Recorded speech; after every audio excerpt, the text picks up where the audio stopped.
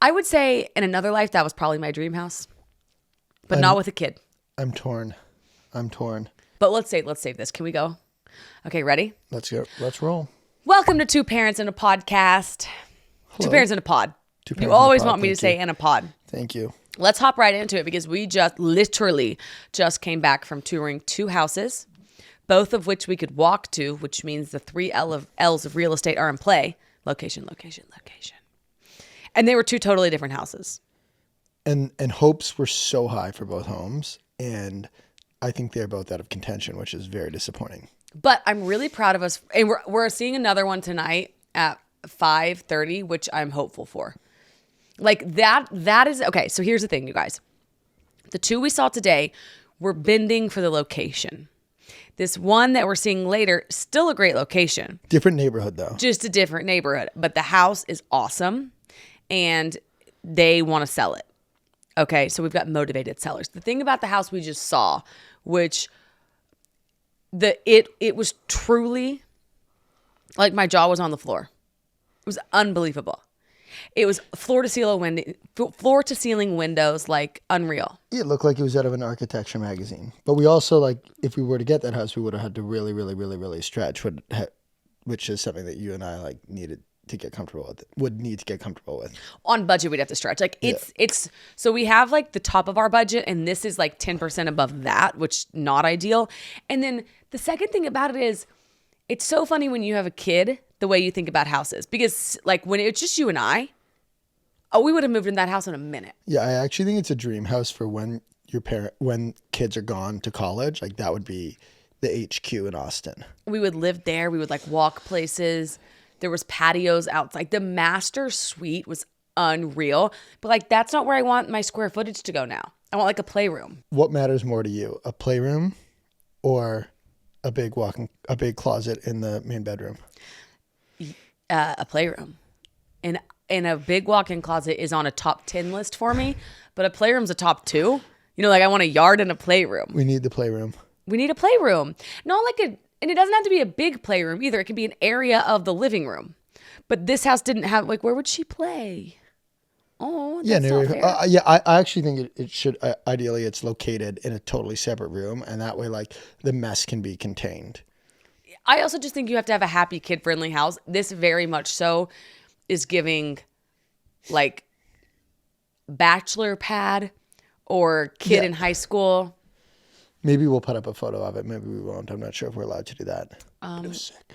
I think it's like in my TikTok that I'm making throughout the day today.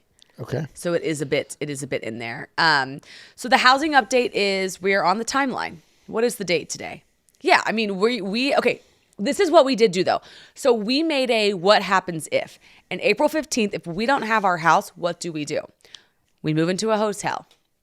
And we play, instead of Eloise at the Plaza, we play Tate at the wherever. Like I don't want to do hotel life, but like it's our option. And so you teach me a lot about the power of perspective. And so we're just reframing it into that would be really fun. Yeah, it's a really weird scenario because one, there's like nothing for rent that we like right now. Like I can't believe that the lack of rental options on the market. Very surprising.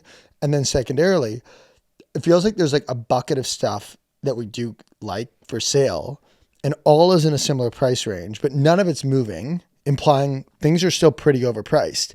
And so I think the question is, can we get those people to come down where we can also make the numbers work much better for us? So because everything right now feels like a stretch. So there's like 5 or 6 houses that we like ish. We sort of like, and they're all. So I am trying to understand this. If one comes down, and we live in one right now. Okay, this is an overpriced house. If one comes down, do they all come down? Or is somebody going to try to like hold on? It all depends on how motivated the sellers are.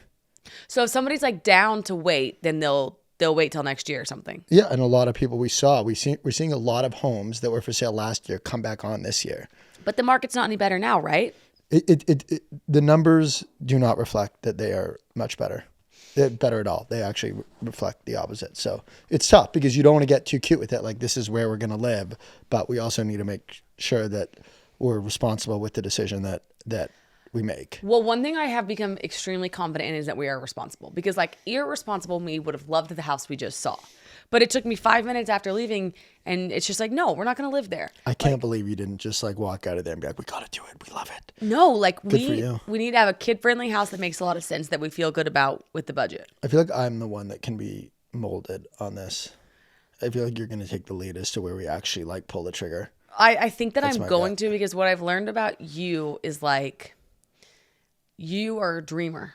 So you'll come back and be like, I'm 99% sure I saw the house that's like the house. And then I'll go see it. And I'll just be like, and with what money are we redoing the whole house? But I also think like I've lived in a lot of different types of homes in a lot of different types of neighborhoods.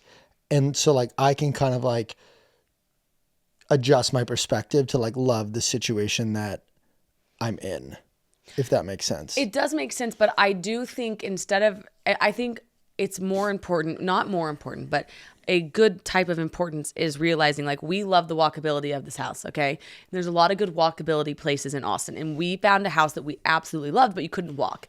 Neither of us wanted it. So I think we value walkability. For sure. That's probably a top of the list right now, outside of making sure that the core home checks the boxes that we're looking for. Yeah, so I think just acknowledging that is important. Yes. Yeah, and then adjusting accordingly what we want. Because we looked at some great houses, but like you can't walk anywhere. Yep. Okay, so again, wish we had another update, but the update is at April 15th, we will move, oh my God, into a hotel, which we will make fun. Well, I really applaud how you're handling the uncertainty until we find the right home for our family. Well, the way I'm handling it is I'm embracing it. Love it. Yeah, You've taught me about that. Thank you. You've really changed my mind on that. So Don't want to force it. come with that what may. Okay, so we just got back from Aspen, the land of, as Harrison puts it, the good-looking ladies. I mean, that's just going to come off terribly. No, I'm sorry. I don't mean like that. You thought that like the women they looked really nice. Like not in a weird way. I'm very surprised that that's your core takeaway from our time there. You said that the girls had good drip. I do think that the girls of Aspen had very good drip. I thought the guys of Aspen needed to work on their drip. I felt like the girls of Aspen had it pulled together. And I felt like a lot of the guys from Aspen was just like, well, you just look like you're wearing a bunch of expensive shit. We quite literally walked by a guy in a Louis Vuitton jacket with multicolored LVs all over it, and it was like white. Remember him? Yeah. We passed him, and I was like, do you want to go get one of those jackets? And Harrison just looked at me and like shook his head and was just like, what? It's just like they find designer stuff and put that on. It'd be like taking that print and putting it on a bag and then putting a pink strap on it. I see what you did there. That was funny. So whenever I bought my diaper bag, which is my most beloved thing because it just reminds me of Tate's, they had the pink one, the pink handle, or they had the regular like tan handle. And remember you wanted me to get the tan one, but it's a diaper bag. The pink one feels diaper bag. You know, I'm not a bad guy, so I want to keep this train on the Aspen tracks. What do you think of Aspen? So logistically, I love it because it's walkable.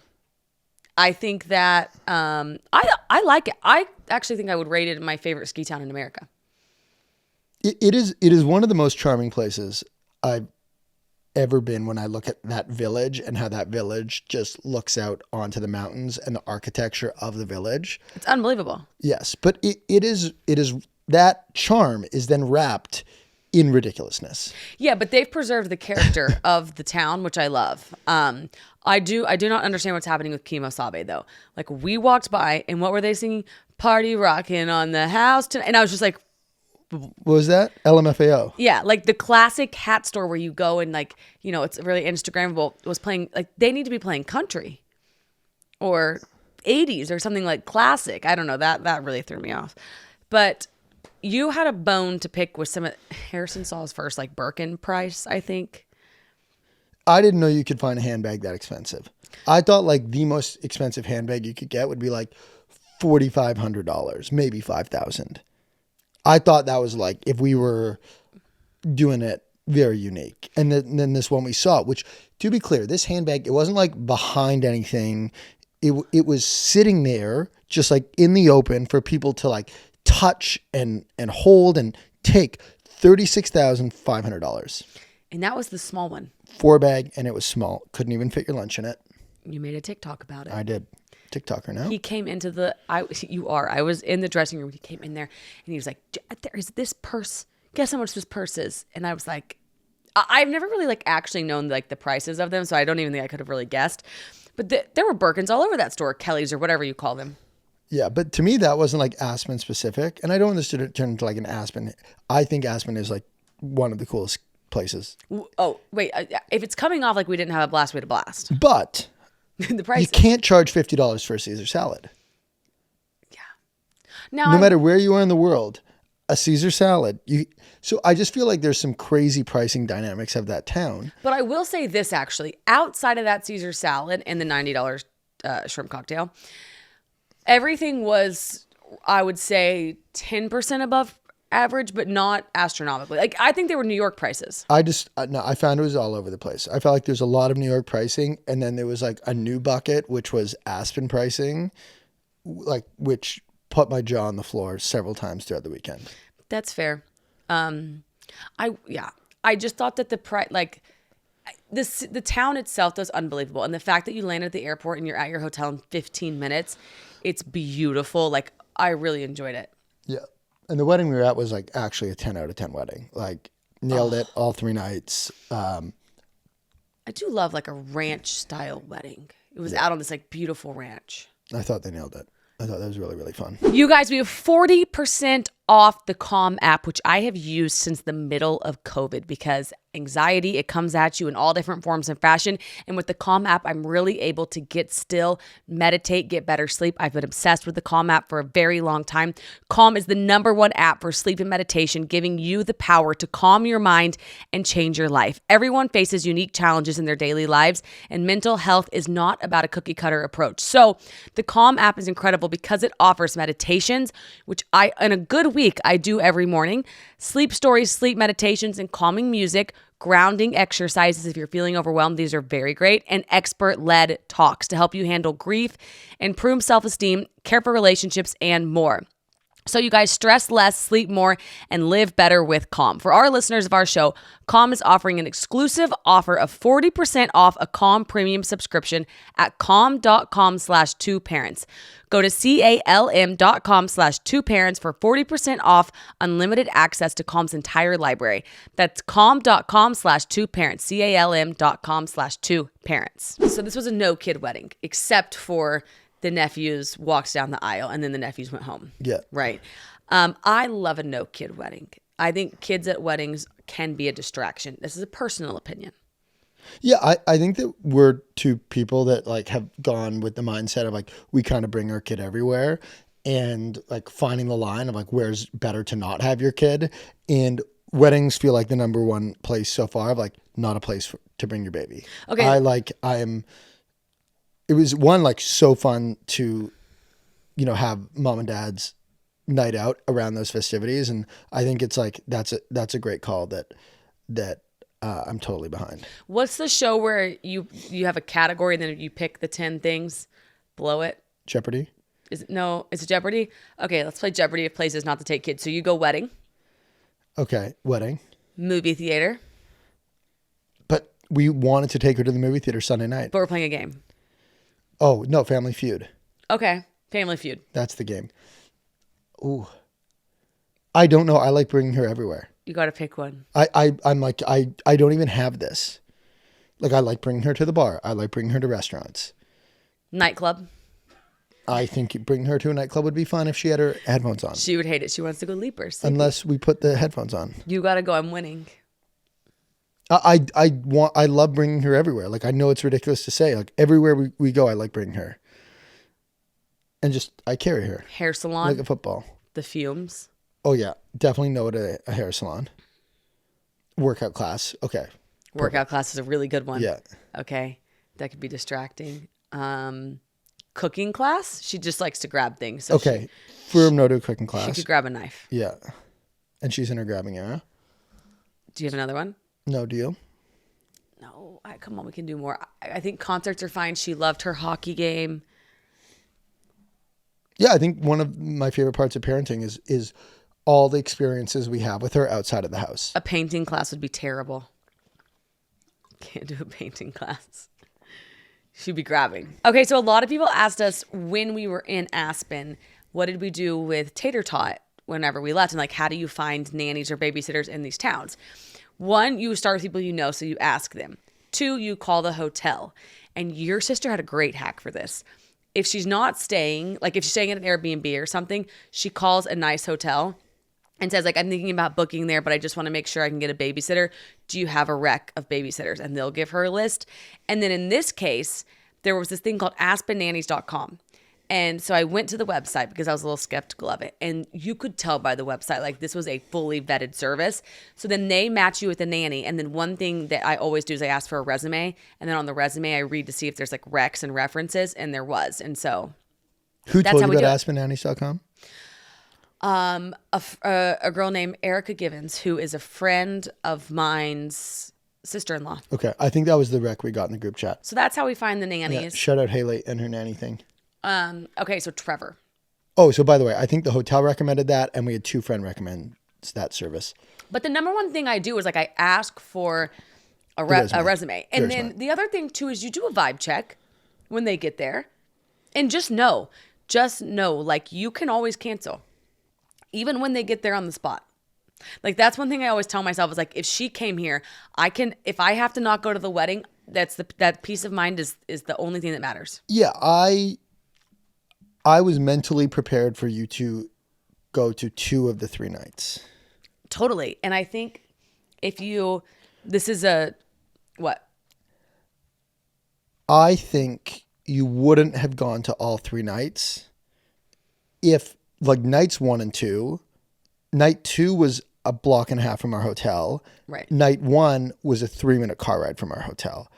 So, and obviously, like, I felt like you were going to go to the wedding. So, like, I think that part of also what gave a lot of comfort was we were so close. Like, it was so easy for us to get back home. If anything would have, been uncomfortable. Yeah. And we text about every 30 minutes and just say update.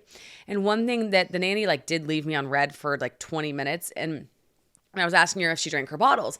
And then she read the text and she didn't respond. And I was like, okay, I'm going to give her 30 minutes like tops to not reply. And if she doesn't reply at the 30-minute mark, I'm just going to go back and check. And then she responded and was like, sorry, I was putting her down for a nap. I actually want to do something right now. Yes. Thank you very much for taking the lead on the booking of the nanny situation and the overall management of it.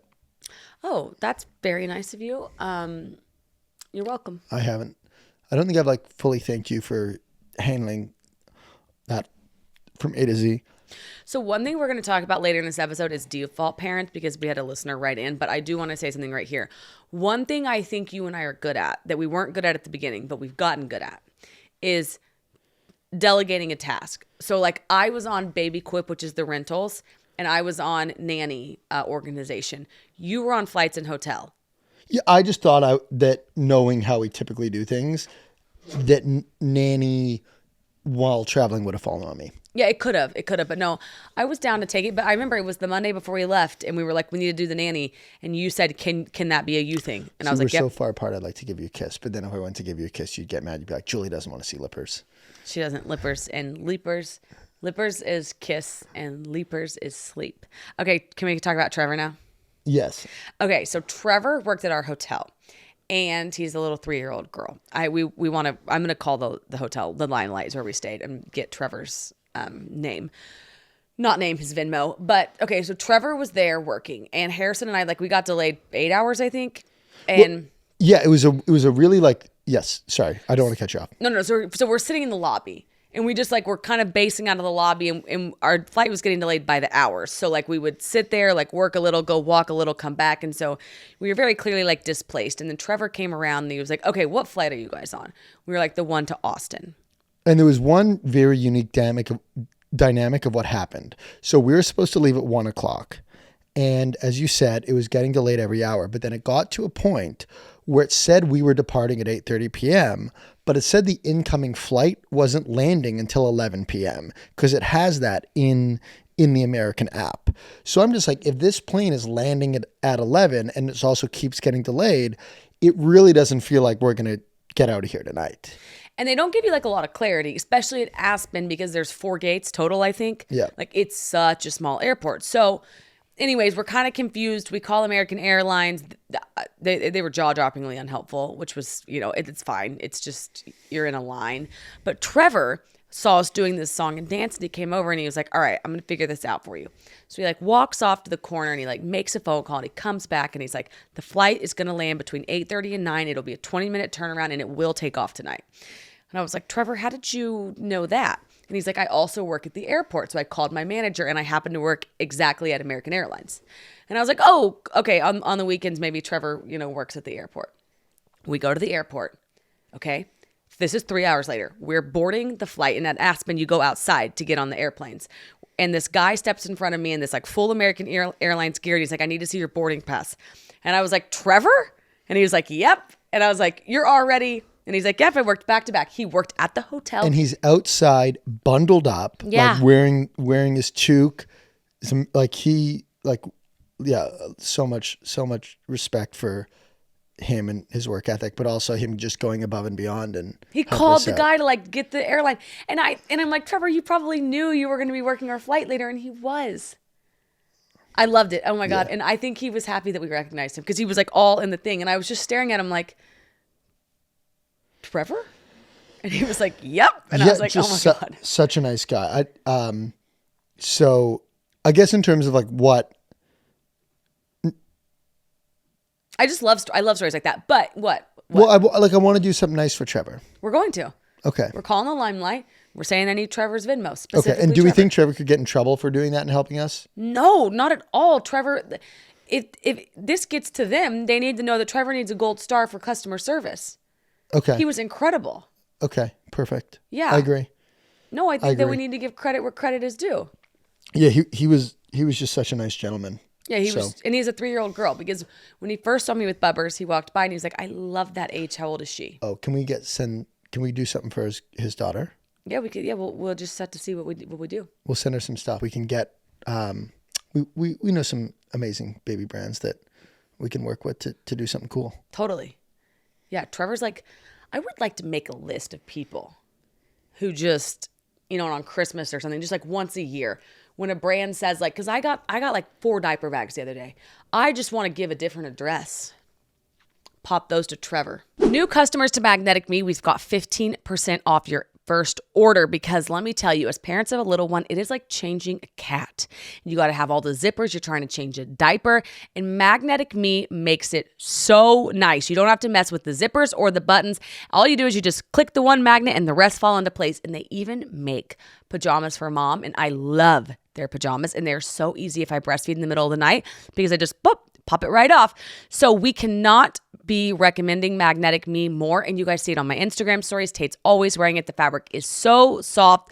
So make more time for the other things that are important in life, like reading books, tummy time, watching your favorite show, and skip all the zipper madness. So do what we did, make changing time easier for you and your baby so you can spend more time on the things you love. Order Magnetic Me today for yourself or as a great gift for any parent. Truly a great gift. Go to magneticme.com. New customers will get 15% off their first order. Don't wait. That's magneticme.com. Yes. I actually think there's something more to unpack here. Yeah. Like our house. Yeah. I think there's something to unpack here on the gifting and yeah. Okay. Maybe we'll save it for another time. Yeah. Well, we have to, I would love to think of another term of massage here, but we have to massage the idea. Yeah. So we get on the airplane. And if you've ever flown with a baby, you know that the number one thing to do when you're flying with a baby is you get up and you do the dad aisle pace, as I call it, where they're crying, but the moment you stand up, they're so happy, they're looking around, and dad walks up and down the aisle, and the babies are so happy. Tate has been on 14 flights. On all 14 of them, Harrison has done the dad pace. And he gets up to do the dad pace, and the flight attendant goes over to him, and he's like, sir, you cannot be walking up and down the aisles with the babies. And I was like, no. We needed that. Flight attendants randomly picking and choosing what rules to enforce or just making up rules altogether is a number one pet peeve. And I just think like she was a very sweet flight attendant, so it was kind of confusing, but she was really on this baby thing, and she was really on the dogs being under the seat and their carriers. She was like, the dog has to be in the carrier. And it was like, that dog's not hurting anyone. And you also can't argue with a flight attendant. You cannot. Because like they have the ultimate card of like reporting you and getting you escorted off and banned. So like what they say goes. And like I've always been okay with the rule changing. So like to me, I feel like the most obvious rule change with airlines is the carry-on luggage. Where like half the time they're like, sir, that carry-on won't fit. It's like, I've flown this flight before on this plane, on this type of plane. Like I know my carry-on fits. Number two is when you're sitting in the bulkhead or the front row, the rules that they make on what you can have versus not have. So sometimes they'll let you put your laptop in the front. Other times they won't. Like sometimes they'll let you have some things in your area. Other times they won't. But like, I'll always let it go because whatever, to each their own. When it starts affecting the baby, it's just like, come on, not letting us pace. And I feel like I'm like going on a rant here and it feels like eerily quiet. Am I doing okay? You're doing okay. I do want to preface like, cause I don't think you don't mean to complain. Like it's just one. No, I think I'm down to complain about flight attendants changing the rules. I'm fine with that as well. I just think the other thing that kind of got me was then you said, okay, I'm going to go change your diaper because we were desperate. Like she needed to pace on this aisle. So can I go back? Yeah. Yeah. Historically, it was just like whatever, one of the annoyances of flying. But when you're doing something that like is causing mass inconvenience, which is not letting a baby not cry. Like the baby's in the seat and the baby's crying. So everyone around you is hearing the baby cry. And like when you're creating a rule that then is like negatively affecting so many people and the baby, that's when I was just like, come on. Like all the other stuff is just like annoying, but whatever. This to me was like, no, I agree. I just think that also where it could have come from was like maybe one time a dad was pacing with a baby and like wasn't reading the room. Like you're very good about it wasn't a full flight. So if somebody does get up to go to the bathroom and you're in their way, you can step into an empty seat. Like it's like a 50% full flight. And so I do think that's a big factor of it. But what happened? So then Harrison was like, okay, I'm going to go to the bathroom right there and I'll go in there and stand and I'll change your diaper. So he like stands up and the flight attendant's like, what are you doing? And we're like, he's going to change your diaper. She's like, there's no changing table in there. And I just leaned over and I was like, what do you want us to do? Like, yeah, I was like, he'll have to change her on his lap in the bathroom then. And she was like, okay, yeah. And I was like, I mean, what, do you want us to change her on the floor right here? Like, and then the other thing, she wouldn't let me stand in like that communal area. So when it's a full flight, I like to stand in that communal area. That way you're totally out of people's ways. It was just like, yeah, it was frustrating because like complaining, but like, I guess this was like, it was upsetting because like Tate's never cried that much on a flight. Right. And we had a way to reduce it that would have made it a better experience for everyone around us, but we couldn't do it. And that felt very frustrating for her and everyone around us. Yep. Yeah, because I do think the dad pace in the aisle is pretty out of everyone's way. And what do you think of kids on planes? So my view on it's changed now having a kid. Like, and people getting annoyed of babies on planes. Sorry. What do you think of babies on planes and getting annoyed with people getting annoyed with babies on planes and their behavior? Kids? I like to think that, just because you have a kid, you're allowed to travel, right? I don't think you should stay home because you have a baby. And what I've realized is most parents are doing the best they can to like keep their kids quiet and not be a nuisance for everybody. And like, I very much so start sweating when she starts crying because I feel so bad for everyone around us. What I did notice though, was I had my noise canceling headphones in yesterday and you were holding her and it took me like 30 seconds to realize she was crying. So I just I do think in 2025, let's get some noise canceling headphones. So this all started when I was in Hong Kong and I was doing those long, like across the world flights. And like I once had a bad experience where I sat beside a baby and it drove me crazy, ruined, the whole 15, 16 hour flight. Oof. And obviously like you couldn't get mad at the baby or the parent. And so it was like, you know what? If I'm going to be able to get so annoyed by something, like I need to take action and solve it. So I was like, I'll buy noise canceling headphones. And ever since then, it's like, I haven't had a problem with it. And it's like, if you have a problem with it, and you're the type of person that's going to have a problem with it, then yes, I think go and buy some noise canceling headphones. We had that girl when we were at that 3 across to wherever. By the way, that guy who sat beside us yesterday, he raw dogged the flight. He had no book, no headphones, no phone. Because he spent the entire flight just shooting dirty looks at me. I'm not sure if you noticed that. I did notice it. It was like, dude, what do you want us to do right now? Well, the problem with him though, the guy with the dog, we had him on the way there. He was he was right in front of us. But and on Tate the way was very back, well behaved on the way there. But on the way back, he was right beside us. Yeah. And while his dog was very well behaved, I wasn't into his vibe. No headphones. No phone. Just dirty looks. He didn't do anything on the way there or back. I could not believe it. That wasn't my guy. In my mind, his name is Carl. And like when he sat down beside us, I just thought, you're joking me. And guess what he thought? You're joking me. We had him there and back. Carl.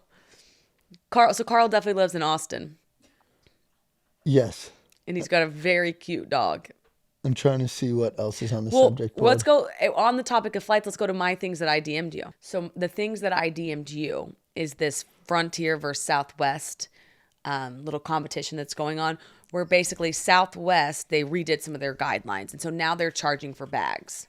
So Frontier clapped back and was like, okay, we're going to give people free bags if you use code, let's say free bag. And they said for like a month. And we're going to see how many people, if it brings over a lot of new customers, we're going to keep doing free bags.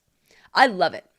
I love a little internet, like, it's very Poppy versus Olipop. Very like one brand makes the other brand better. I also love the approach here of there's way too much nickel and diming that goes on with airlines. I feel like we've just completely over indexed on it.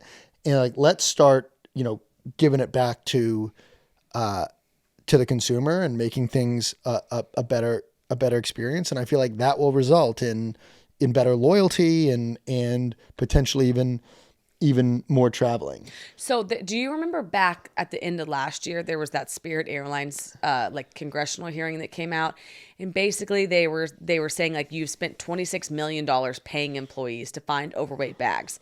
And on Spirit Airlines, when you have an overweight bag, they charge you $75, but $10 of that goes to the employee.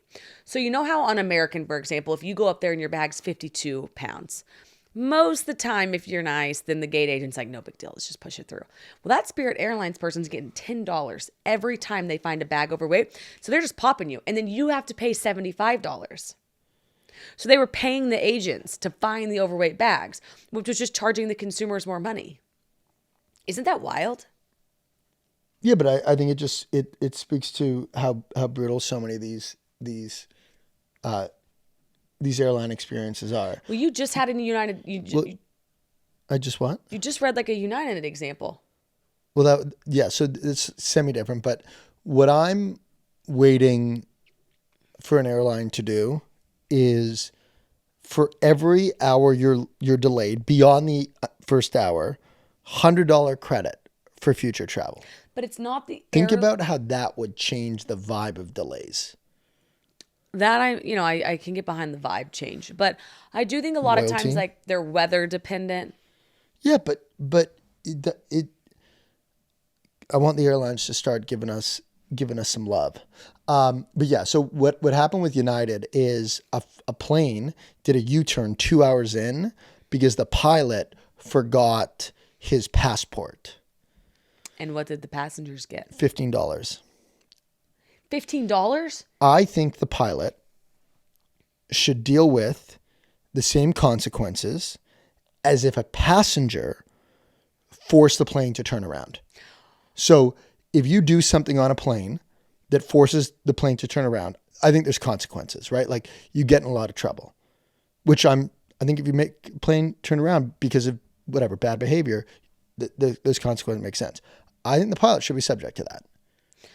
Well, yeah, I don't understand how the passengers wouldn't be able to get on the plane without their passports, unless they got on and left it in the bathroom or something, I guess.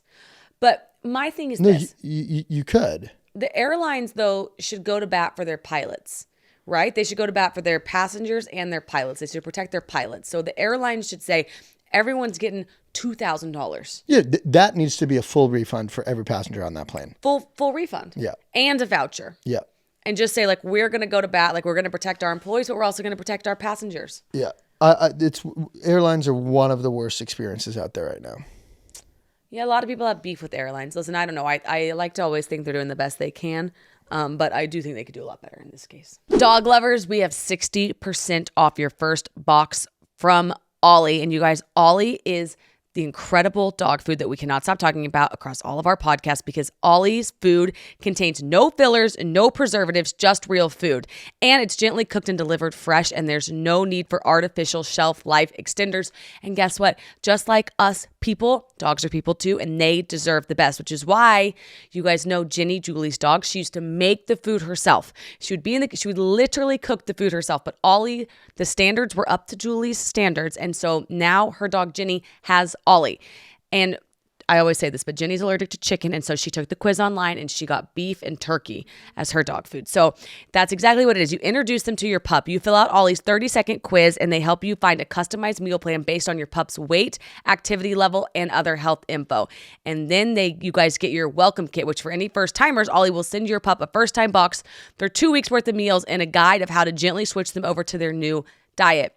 They'll customize your plan, and Ollie is the only fresh dog food that comes with unlimited routine health screenings, so you can get your pup on track to living their healthiest, happiest life. Dogs deserve the best, and that means fresh, healthy food. Head to ollie.com/2parents. Tell them about your dog and use code 2parents to get 60% off your welcome kit when you subscribe today.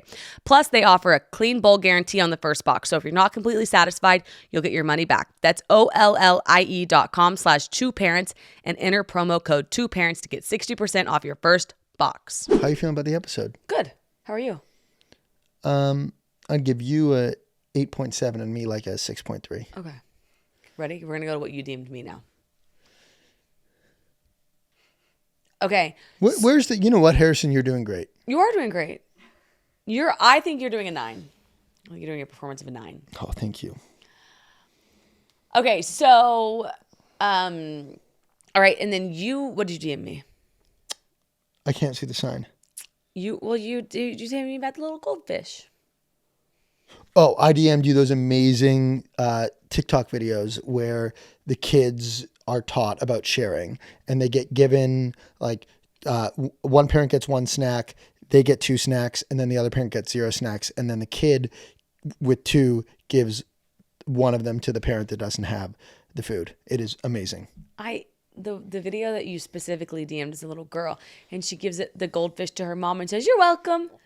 And they're like so proud of her, and they give her a kiss. Yeah, this is the type of like kid focused content that I love. Like, I love uplifting kid content.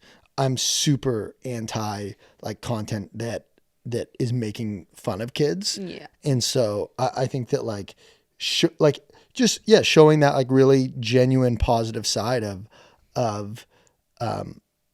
of kids is amazing. Well, not even the genuine, like, okay, yes, of course, the genuine positive side, but like, I want to do that with her.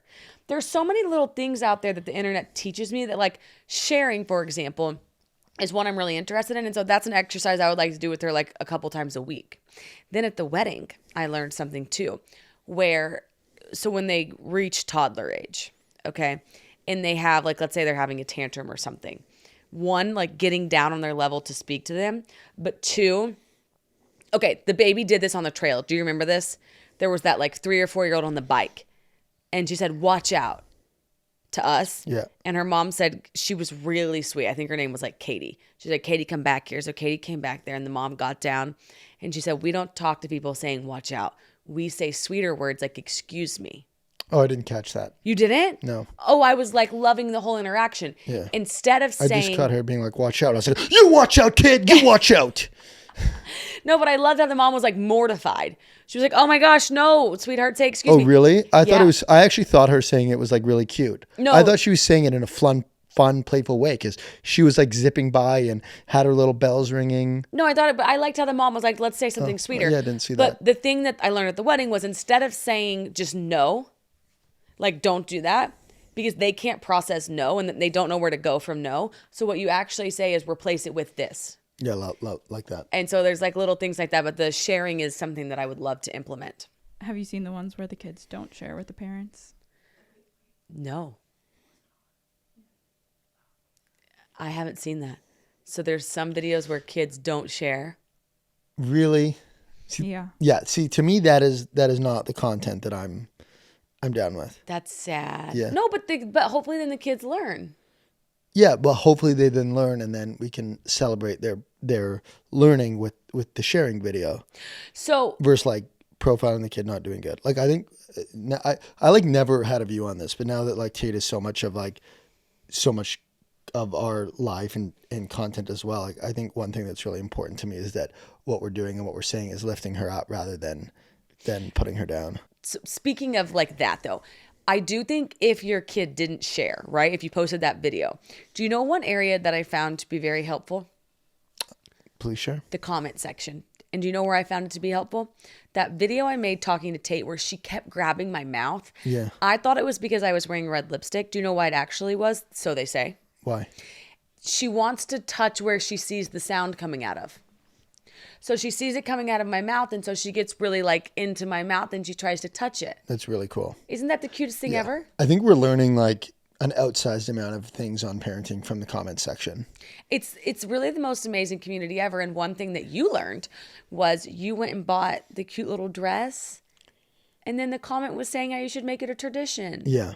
Is this not the perfect segue into our new test segment of responding to the comments? Yes. Well, yes. Go ahead and now respond to the comment. Of, Okay. So I guess we'll put the comment on the screen. What was the comment, Julie? I can't do it. Okay, no, I can do it. Okay.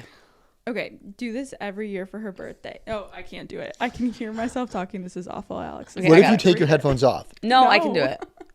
Okay. Do you have the comment, Alex? I can't find it. Yes. Let me find it. Okay. So do this year, Victoria, the travel planner, says, do this every year for her birthday. Take her to pick out a special dress. It would make the sweetest tradition all the way up to her wedding day. I didn't know she said wedding day. I did not know that either. Are you going to go with her to get her wedding dress? Are That- you? I would love to be a part of that process if she wanted me to be a part of that process. But I do love this idea of me buying her a dress every year for her birthday or an outfit being a tradition. And like, I want to relock into traditions. I feel like that when she first came, like we had a lot, like I would take her out for dinner every week, but now that's kind of stopped because she doesn't really like going for dinners. So now we're just kind of at like kind of infrequent walks, but we're You have going a for, like, tradition.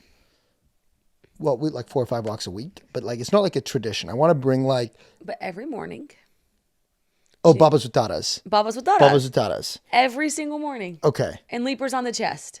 Okay. She does leapers for 30 minutes, and then she gets babas with Dadas. But that to me It's a bottle with that in bed. is a tradition that is like kind of transactional versus a tradition where like I'm going out of my way to do something with and for her. And so that's why I like love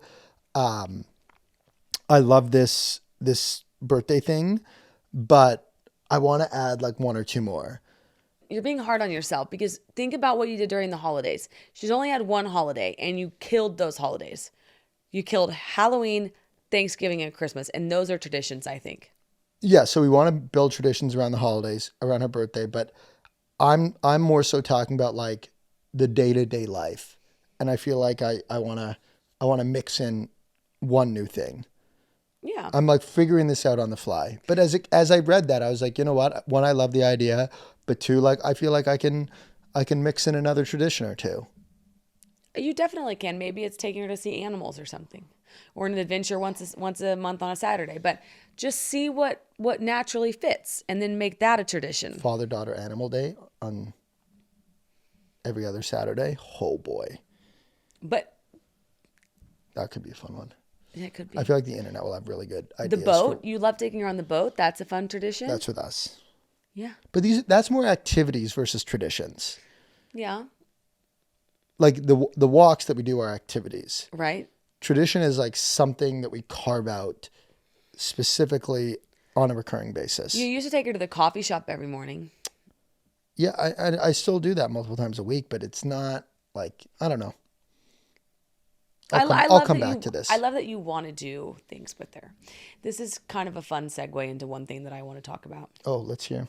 The default parent. Okay. Because somebody wrote in talking about what's the specific question? Being the default parent is exhausting. Do you deal with this?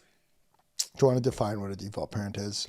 Basically, the default parent is the one who takes on the largest mental load. Who, an example is knows the name of the kindergarten teacher. Who knows, for example, for us, it would be knows how to pack the nanny share bag. Who the majority of the heavy lifting falls on. That's the default parent. And the other parent doesn't know how to do their job, the person's job. So one way I think about it a lot is I think you assume most of the time the default parent's the mom.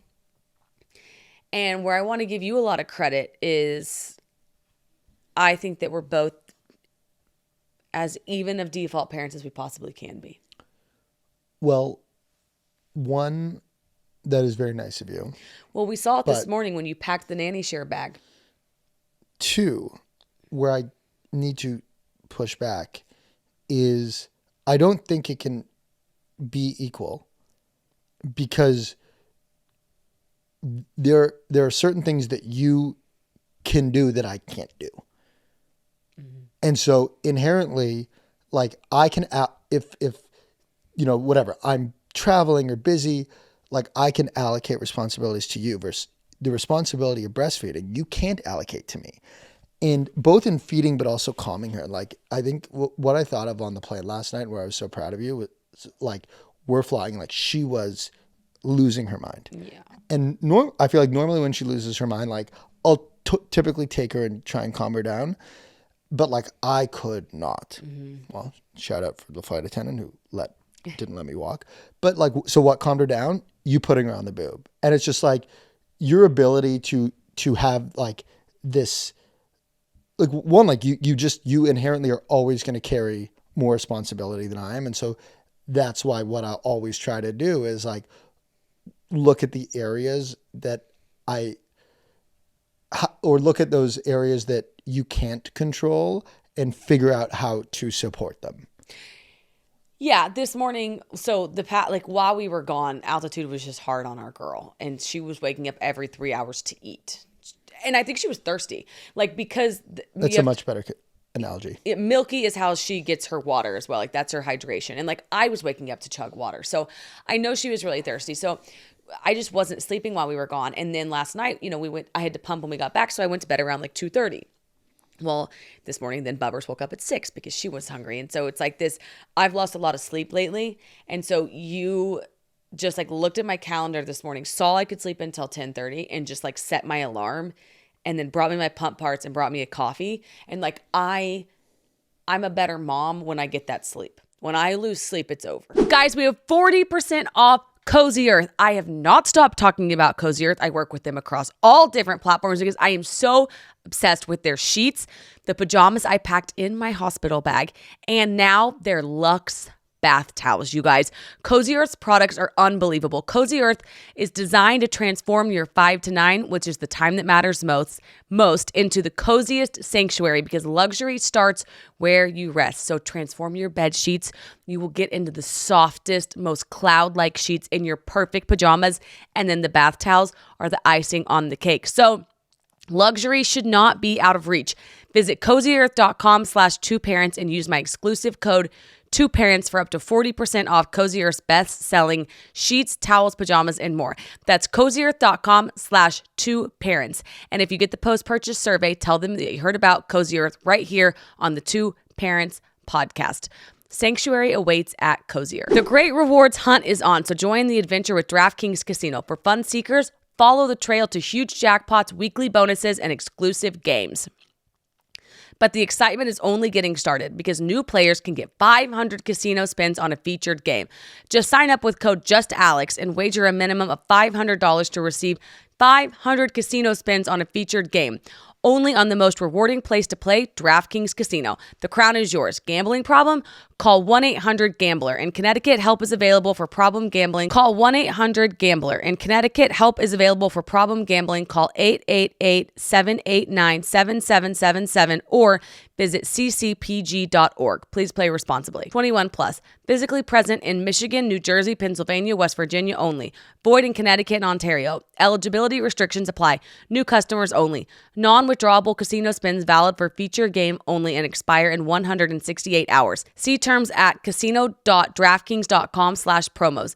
Ends 4/27/25 at 11 p.m. Eastern time. Yeah, inherently, like, you do so much that I can't, and so the areas that I can help and I can support, like, I want to do everything I can to step up. And yeah, so this morning I called Julie. I was like, what does she have going on? And she said you could sleep in. And so I was really happy to go and take Tate and bring you your pumping stuff for when you did get up, and take her to the coffee shop and do all the sweet things. Okay, but I actually don't. So there's two things I don't think we're okay. So I like this conversation. It was sweet, but we're not actually hitting default parent, because this isn't actually, now that I'm thinking about it, this isn't default parent stuff. This is you and I working together as parents.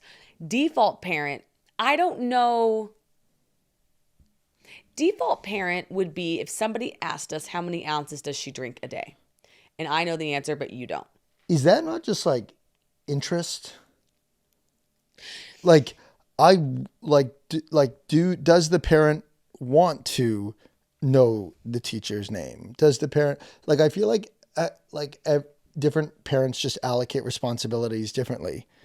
And, you know, a lot of our friends have decided to allocate those responsibilities pretty evenly. And I feel like those responsibilities get allocated evenly because, like, there's mutual interest in being involved.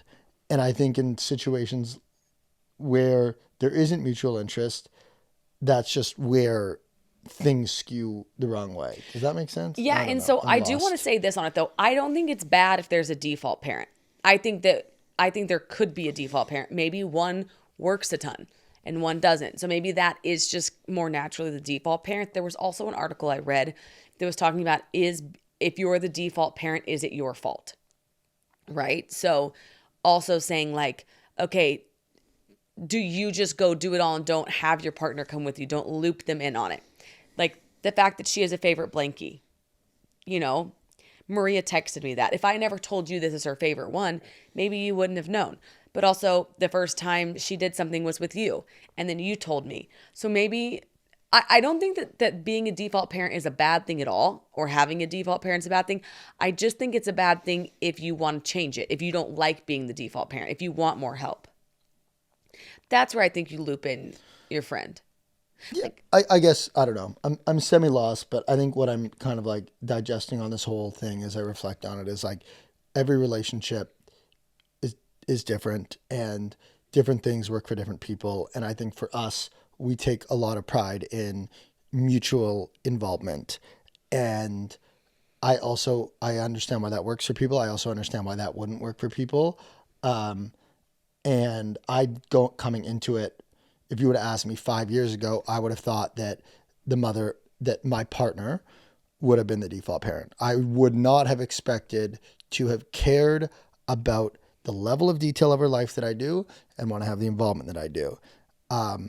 And that's just ultimately how it's shaken out for us. And I think, as you said, in the areas that I've been blind, you've been really good at communicating. And so thank you. And I always do want to do better, because I still know that, you know, there's a lot of areas that still do default to you. Well, I've got another example. Yeah. This is where I think default parent, actually, I think I can hit it on the head right here. Thank you. Because I feel like we're not. I feel like we're, like, I agree, running around. Something that the neighbor girl and I talked about was every day at 4:00, the nanny shares up. Okay. One area where her and I are really thankful is it's very much so a text message conversation, because the neighbors work kind of like we do, from home sometimes, at the office sometimes, like, but they're not at the office 9 to 5 every day. Okay. So we all kind of have the same work. And then, but at 4:00, it's not just that her and I have to go pick up the babies. It's very much so, are you getting her or am I getting her today? Or are we going together? But I don't feel like 4:00 falls on me every single day. And if 4:00 fell on me every single day and I was the only one rearranging my day and I went to get her and I was the one that always asked how much milk did she drink, that's where I think I would become the default parent. That's our most present day example I can think of. For sure. But we do allocate responsibilities as well. There are certain things that you do, and there are certain things that I do. But like I put her to bed every single night. Yes, every single night you do. You funny enough, despite what you just said, you do track her milk. I don't track her milk. Yeah, I do track her milk. Like I know she's supposed to drink 25 ounces a day, but you're the one who's monitoring it and monitoring the hours. But it's good, she should drink. She drinks 25 ounces a day. Yeah. But you're gonna take on, what did we just decide you're taking on? Solids. And I am so excited to do that. So we had a conversation on Monday, and Harrison said, "Can I take on solids?" And I was like, "Please take on solids." But it's looking like I'm gonna take on the sleep transition. I'm actually gonna ask you to tag team me on that one. Yeah, we haven't discussed that, but I would love if you took the lead on that. But obviously, happy to. And the only thing that I don't fully love about this conversation is I feel like it's very much. I don't want it to come off as like we have it all figured out, because we sure as hell don't, and we disagree on stuff all the time. But like I'm really proud of how you're owning motherhood and all you're taking on, and hopefully I'm doing as good of a job to be a supporting and involved dad. But I think we're not. I think to answer the question is this: pumping was a very sore spot for me, and I harbored a lot of resentment for you, because I was like, I can't get very far away from her. Yep. I also can't stay up late and then wake up in the middle of the night and then do it again in the morning without a little bit more of attention from you, where I have to give you a lot of credit, as I said it once and you really heard me. So thank you. Thank you for communicating it the way you did. Yes. But I think that one thing that also could have worked was I was just fine doing it. But if you start to harbor the resentment, that's where I think you have to say something, because guess what? There are a lot of moms and a lot of dads out there that would love to be the default parent. Mm-hmm. Like I didn't want to be the default parent. I really wanted it to be both of us. And so we kind of designed our life around that way. But I know a lot of girls who would love to be the default parent. Totally. And I think that's a really beautiful thing. But the person that wrote in, it's causing her a lot of anxiety. So what I would say to you, and I don't have all the answers, but I'll just tell you what I would do if I were in your shoes. I would pick 2 tasks, and this is what I did with pumping, that I really needed help on, and I would take them to him.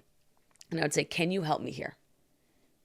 And I would imagine his answer will be, "Absolutely. Thank you for asking."